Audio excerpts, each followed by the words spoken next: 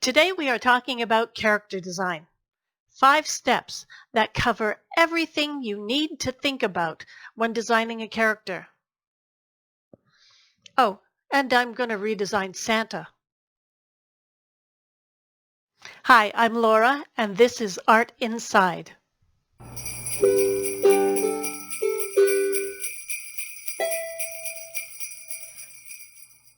Okay, before we get started, I have to apologize for this thing.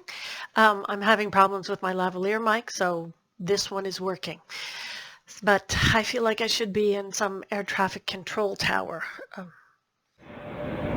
Flight 507, you are clear for takeoff on runway 7. I don't know. Anyways, ignore it, and I will try to ignore it as well.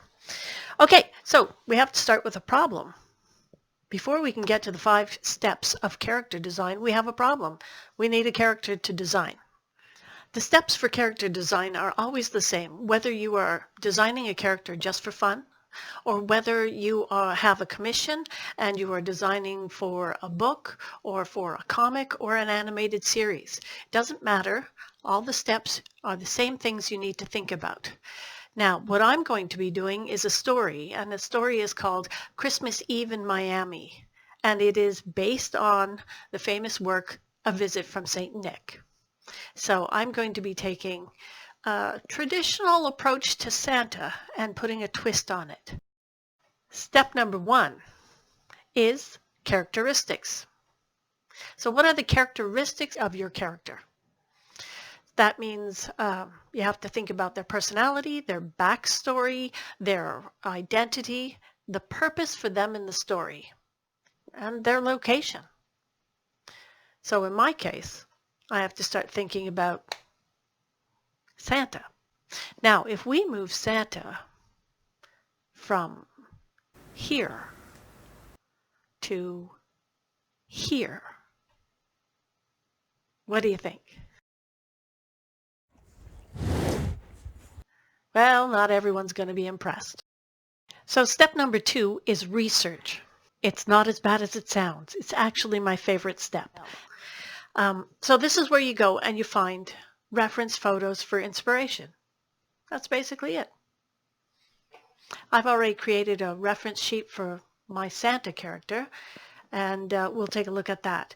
The one thing to know about the research step and your reference photos is that after you get ideas, after you make up a sheet of all your reference photos and inspiration, take a look at it, think about the things you want to take out of that, and then step away from it. Put it away and don't look at it again. Because you want your ideas to be fresh. You want to be inspired by your references, but you don't want to copy them.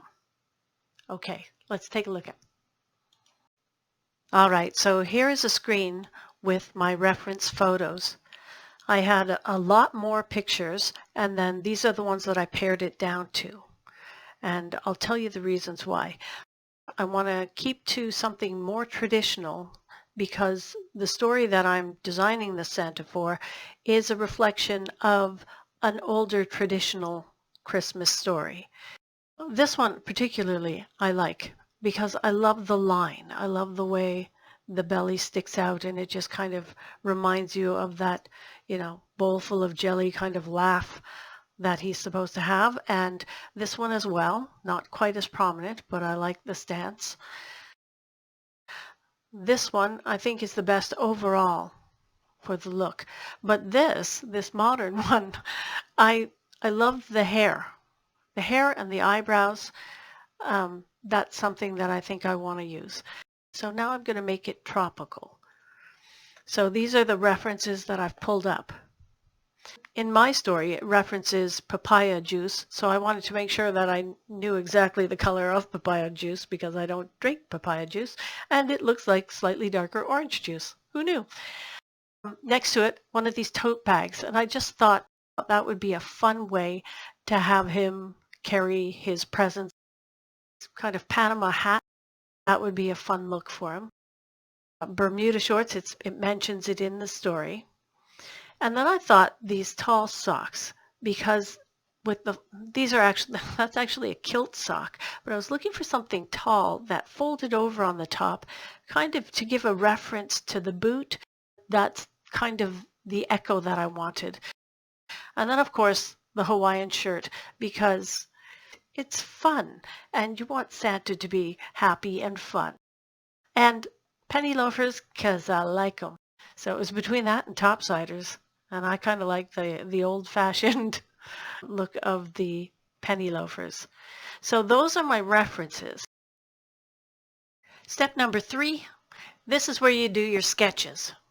Now these are rough sketches. You don't want to even be worried about finished line work or anything like that. You just want it to be free and easy and rough.